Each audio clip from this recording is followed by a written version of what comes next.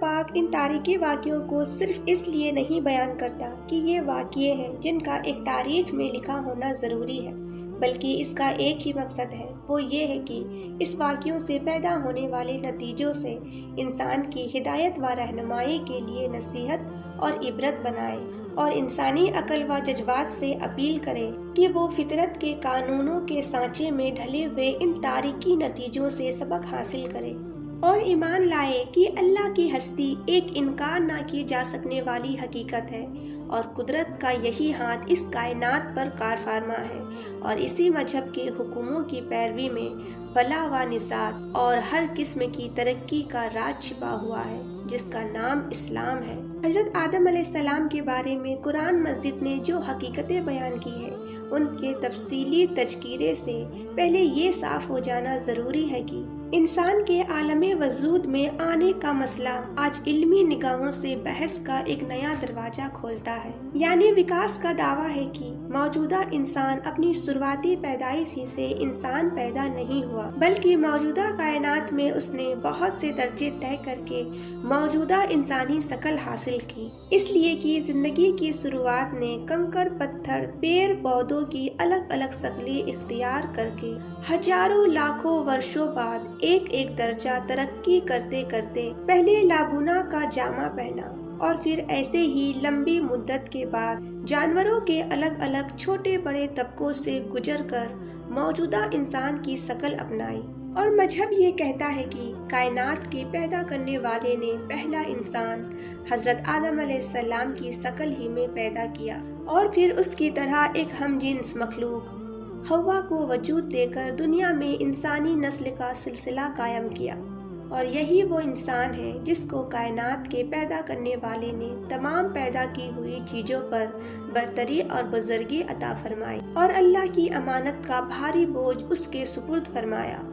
اور کل کائنات کو اس کے ہاتھ میں سدا کر زمین کے خلیفہ اور نائب ہونے کا شرف اسی کو بخشا۔ اب سوچنے کی بات یہ ہے کہ وکاس اور دھرم کے بیچ اس خاص مسئلے میں علمی تضاد یعنی ورودابھاس یا تطویل میل کی گنجائش نکل سکتی ہے، خاص طور سے جب کہ علم اور تجربے نے یہ سچائی کھول کر رکھ دی ہے کہ دینی اور مذہبی حقیقتوں اور علم کے درمیان کسی بھی مسئلے میں ٹکراؤ نہیں ہے۔ اگر ظاہری سطح پر کہیں ایسا نظر بھی آتا ہے تو وہ علم کی حقیقتوں کے چھپے ہونے کی وجہ سے نظر آتا ہے، کیونکہ بار بار یہ دیکھا گیا ہے کہ جب بھی علم کی چھپی حقیقتوں پر سے پردہ اٹھا تو اسی وقت تضاد بھی جاتا رہا، اور وہی حقیقت نکھر کر سامنے آ گئی جو اللہ کی وحی کے ذریعے ظاہر ہو چکی تھی۔ دوسرے لفظوں میں کہہ دیجئے کہ علم اور مذہب کے درمیان اگر کسی وقت بھی تضاد نظر آیا تو نتیجے کے طور پر علم کو اپنی جگہ چھوڑنی پڑتی ہے، اور اللہ کی وحی کا فیصلہ اپنی جگہ اٹل رہا۔ اس بنیاد پر اس جگہ بھی قدرتی طور پر یہ سوال سامنے آ جاتا ہے کہ اس خاص مسئلے میں حقیقت حال کیا ہے اور کس طرح ہے۔ جواب یہ ہے کہ اس مسئلے میں بھی علم اور مذہب کے درمیان کوئی ٹکراؤ نہیں ہے، البتہ یہ مسئلہ چونکہ باریکی باتیں اپنے بھیتر سمائے ہوئے ہیں، پھر بھی یہ حقیقت اس جگہ ہمیشہ نظروں میں رہنی چاہیے کہ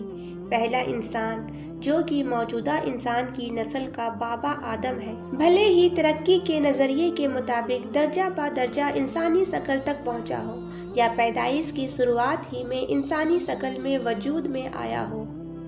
علم اور مذہب دونوں کا اس پر اتفاق یعنی سہمتی ہے کہ موجودہ انسان ہی اس کائنات کی سب سے بہتر مخلوق ہے، اور عقل اور سوجھ بوجھ ڈھانچہ ہی اپنے عمل اور کردار کے لیے جواب دہ ہے اور دستور و قانون کا مکلف ہے۔ یا اس طرح سمجھ لیجئے کہ انسانی کردار اور اس کے علمی اور عملی ساتھ ہی اخلاقی کردار کو دیکھتے ہوئے اس بات کی کوئی اہمیت نہیں کہ اس کے پیدا ہونے، ڈھلنے اور وجود کی دنیا میں آنے کی تفصیل کیا ہے، بلکہ اہمیت کی بات یہ ہے کہ اس پیدا ہوئی دنیا میں اس کا وجود یوں ہی بے مطلب اور بے مقصد ہے، یا اس کی ہستی اپنے بھیتر بہت بڑا مقصد لے کر وجود میں آئی ہے۔ کیا اس کے افعال و اقوال اور کردار و گفتار یعنی کرم کتھن چرتر آچرن کے اثرات بہت ادھک ہے، کیا اس کی ماہی اور روحانی قدرتیں سب کی سب بیکار اور بے نتیجہ ہے، یا کملی پھلوں سے لدی ہوئی اور حکمت سے بھری ہوئی ہے؟ اور کیا اس کی زندگی اپنے بھیتر کوئی روشنی و تابناک حقیقت رکھتی ہے اور گھنے اندھیرے والے مستقبل کا پتہ دیتی ہے، اور اس کا ماضی و حال اپنے مستقبل کو نہیں جانتا؟ بس اگر ان حقیقتوں کا جواب نہیں میں نہیں بلکہ ہاں میں ہے، تو پھر قدرتی طور پر یہ ماننا ہی ہوگا کہ اس کی پیدائش کی کیفیت پر بحث کی جائے، اس کے وجود کے مقصد پر پوری نگاہ رکھی جائے، اور یہ مان لیا جائے کہ پیدا کی ہوئی چیزوں میں سب سے بہتر ہستی کا وجود بے شک بڑے مقصد کا پتہ دیتا ہے، اور اس لیے اس کی اخلاقی کیندروں کا ضرور کوئی مسئلہ اعلیٰ اور اس کی پیدا کرنے کا کوئی مقصد ہے۔ قرآن پاک نے اس لیے انسان کی متعلق پازیٹیو اور نیگیٹو ہر دو پہلو کو واضح کر کے انسانی ہستی کے بڑپن کا اعلان کیا اور بتلایا کہ کائنات کے پیدا کرنے والے اور بنانے سنوارنے والے کی قدرت میں انسان کی پیدائش سب سے بہتر کا درجہ رکھتی ہے، اور اسی وجہ سے وہ تمام کائنات کے مقابلے میں بڑے ہونے اور عظیم ہونے کا حقدار ہے اور اپنے کاموں اور طریقوں کی وجہ سے بہتر۔ وہیں اللہ کی امانت کے محافظ کے طور پر اللہ کی زمین کا خلیفہ کے منصب پر بنے رہنے کا حق رکھتا ہے، اور جب یہ سب اس میں موجود ہے تو پھر یہ کیسے ممکن تھا کہ اس کی ہستی کو یوں ہی بے مقصد اور بے نتیجہ چھوڑ دیا جاتا؟ اور ضروری ہے کہ عقل و شعور کے اس پیکر کو تمام کائنات کے نمایاں بنا کر نیکی و برائی کی تمیز عطا کی جائے، اور برائی سے پرہیز اور بھلائی کے اختیار کا ذمہ دار بنایا جائے۔ گرچہ قرآن مسجد کی یاد اور نیک اعمال کی دعوت کو کرنے اور برائیوں کو روکنے اور رشد و ہدایت کا مخاطب اور شروع اور آخری کا محور مرکز صرف یہی ہستی تو ہے جس کو انسان کہتے ہیں، اور یہی وجہ ہے کہ قرآن نے پہلے انسان کی پیدائش کی کیفیتوں اور تفصیلوں کو نظر انداز کر کے اس کے شروع اور آخر کو ہی یہ اہمیت دی ہے۔ اصل میں اس کی علمی بحثوں کے لیے اسلام کی تعلیم یہ ہے کہ جو مسئلے یقین اور مشاہدے کے علم کی حد تک پہنچ چکے ہیں، اور قرآنی علم اور اللہ کی وحی ان حقیقتوں کا انکار نہیں کرتی، کیونکہ قرآن مشاہدے اور ہدایت کا کبھی بھی انکار نہیں کرتا، تو ان کو بنا کسی شک کے مان لیا جائے، اس لیے کہ ایسی حقیقتوں کا انکار بیجا غیر ضروری تتو اور حقارت کے سوا اور کچھ نہیں، اور جو ابھی تک یقین کی ان منزلوں تک نہیں پہنچے جن کو مشاہدہ اور ہدایت کہا جا سکے، جیسا کہ بحث میں آیا مسئلہ ہے، تو ان کے بارے میں قرآن کے مطلبوں میں تعبیل نہیں کرنی چاہیے، اور خواہ ہی ان کو نئی تحقیق کے سانچے میں ڈھالنے کی کوشش ہرگز جائز نہیں، بلکہ وقت کا انتظار کرنا چاہیے کہ وہ مسئلے اپنے حقیقت کو اس طرح ظاہر کر دے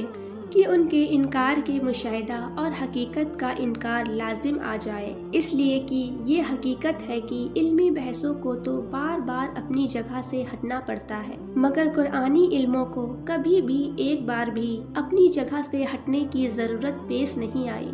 اور جب کبھی علمی مسئلے بحث و نظر کے بعد یقین اور مشاہدے کی حد تک پہنچے ہیں، وہ ایک نقطہ بھی اس سے آگے نہیں گئے جس کو قرآن نے پہلے واضح کر دیا ہے۔